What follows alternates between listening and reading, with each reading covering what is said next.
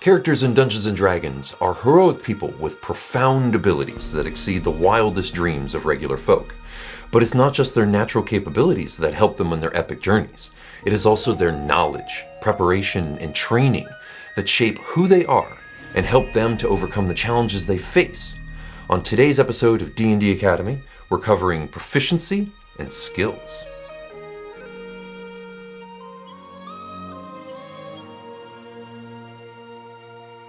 Welcome back to D&D Academy. I'm Paul, the Dungeon Master here at House of Crit, and on today's episode, we're going to continue covering character abilities by going over proficiency and skills. This information is scattered all throughout the player's handbook, as well as further clarifications in the Dungeon Master's Guide and the accessory book, Xanathar's Guide to Everything. So I thought it'd be best to collect it here in one place, as it's consistently used over the course of play.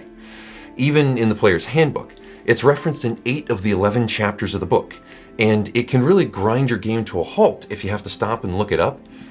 You don't want that, and I don't want that. So let's cover it all here in one shot. The characters in D&D have a variety of things that they are proficient in. What this represents is their training, either through a formal education, physical conditioning, or a developed talent for something through practice and effort. This combination of mental and muscle memory grants both the knowledge on how to use certain items and equipment, as well as having a bonus when attempting to perform specific actions. With regards to using equipment, proficiency is needed to use the equipment correctly, as well as not suffer any possible penalties when using it. For instance, anyone can strap on a suit of armor, but without being proficient in the type of armor that they've put on, the armor imposes disadvantage on almost all dice rolls, and they can't cast spells.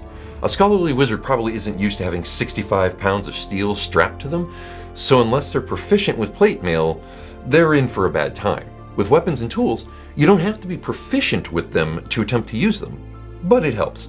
If you have proficiency with a tool or a weapon you're using, you get to add an additional bonus to any dice rolls you make when using that piece of equipment. This bonus, called the proficiency bonus, is a number bonus that you get to add to the dice rolls when doing actions you're proficient in addition to your ability modifier. Now, at level 1, the bonus is +2, and no matter what type of character you're playing, the proficiency bonus is the same for everyone. The bonus increases as characters level, showing that as you become more experienced, your training and talents improve along with your character's other powers and abilities. Since all characters get the same proficiency bonus at the same levels, let's look at one of these class charts to see this advancement. On the fighter's chart here, you can see next to the fighter's level is the proficiency bonus. Starting at level 1, the bonus is +2, and stays +2 until 5th level, when it advances to +3. A question I often get from new players is, does this bonus get added up each level? No. It's a static bonus, and it only increases when the chart indicates that it has increased. A 1st, 2nd, 3rd, or 4th level character only has a proficiency bonus of +2. Also, when you get the benefit of your proficiency bonus on a dice roll, you only apply it once. Occasionally, there may be an instance where from 2 different sources you get to add your proficiency bonus to a roll. When this happens, you still only apply it the one time. The exception to this is that certain class features do allow you to double your bonus in specific instances. An example of this is the rogue class feature Expertise, which allows the rogue to double their proficiency bonus for certain ability checks.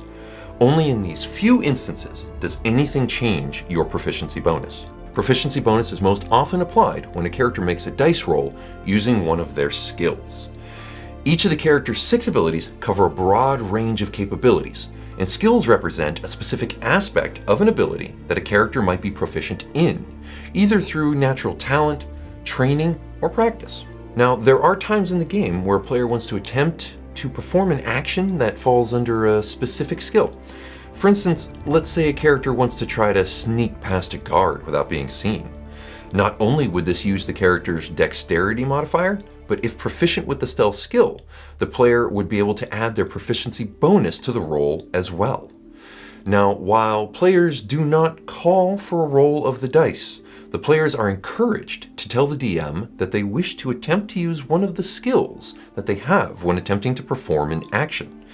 It is ultimately up to the DM whether or not the skill would actually come into play, but the more information and description the players give the DM as to their intentions, the easier it is for the DM to make the appropriate decision.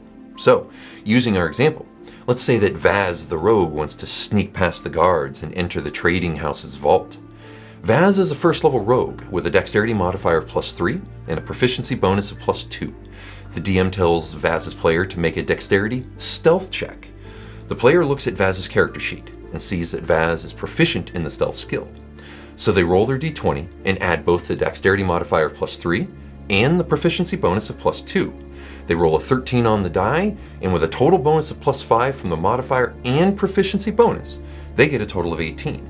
The DM sees that this is high enough to succeed, so they narrate how Vaz quickly slips through the shadows around the guards, and they are none the wiser as Vaz enters deep into the vault. So, everyone good so far? Awesome. Let's keep going and define all the skills in D&D. There are 18 skills in the game of Dungeons & Dragons, and they are under 5 of the 6 abilities that all characters have.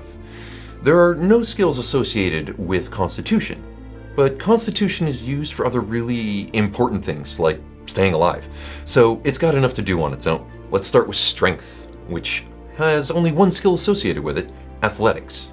Unlike a simple strength check that is an expression of a character's raw might, athletics is used when climbing, jumping, or swimming. It shows a focus on a feat of trained athletic strength as opposed to a show of raw power. Moving next to dexterity, we have acrobatics, sleight of hand, and stealth. Acrobatics and athletics get mixed up at times, but acrobatics covers balance and positioning. Keeping yourself upright on the rocking ship's deck or balancing on a ledge or a tightrope fall under acrobatics.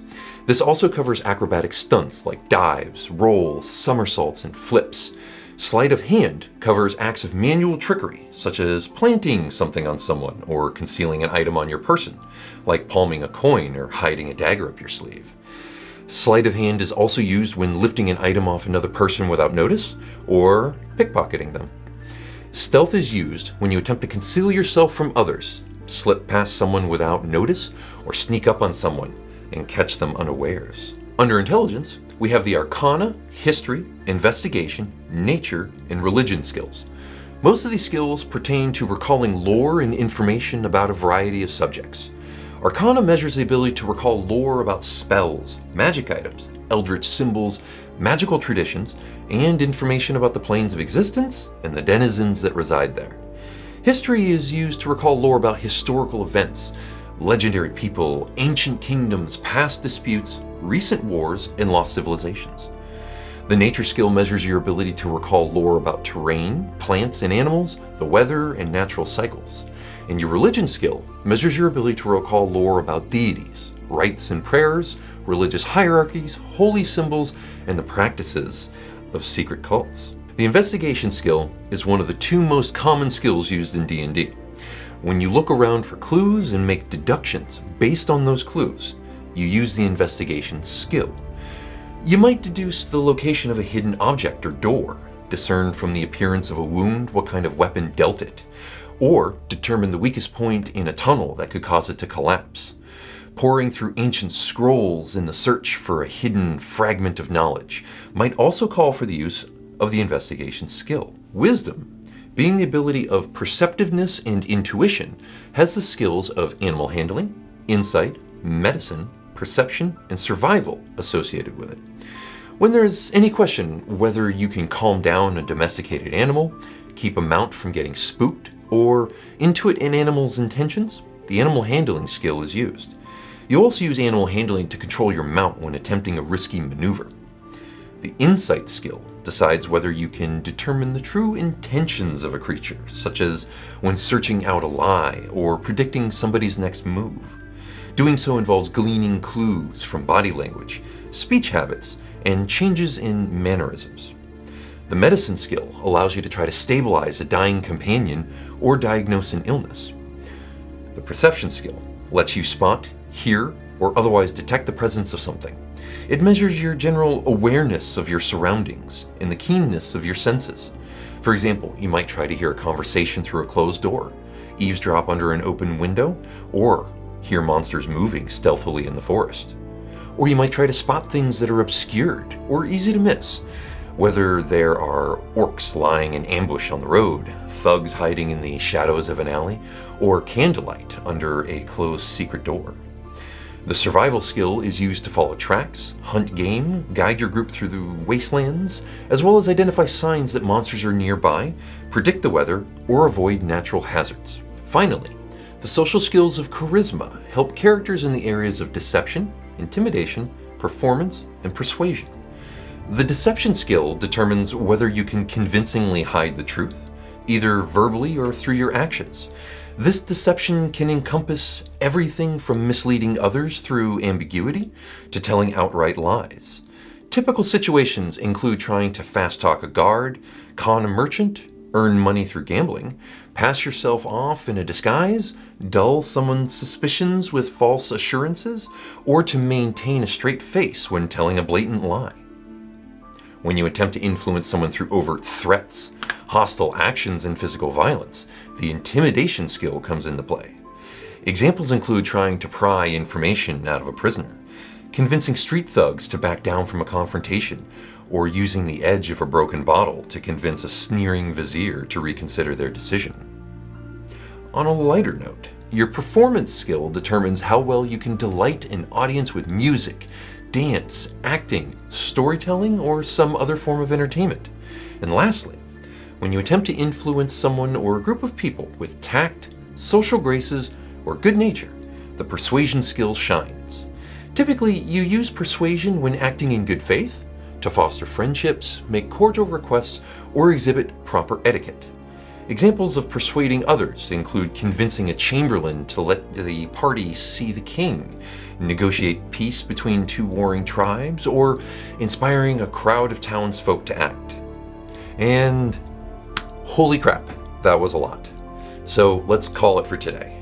Proficiency, proficiency bonus, and skills is a lot of information to cover in one sitting, so kudos to you for making it all the way through. In our next video, we're going to round out our discussion on abilities and skills by covering the types of dice rolls you make when playing the game, as well as how the DM determines what results are needed for success and failure. Thank you so much for watching our longest video yet, and if you're finding this series helpful, it would mean a lot to us if you dropped us a like and a comment below, as well as sharing these videos with your friends and gaming groups. Go ahead and subscribe to the channel, as well as hit the bell icon below so you don't miss a single video from House of Crit. We'll have a new D&D Academy video each Wednesday, and I hope you all will join me here next week. See you soon.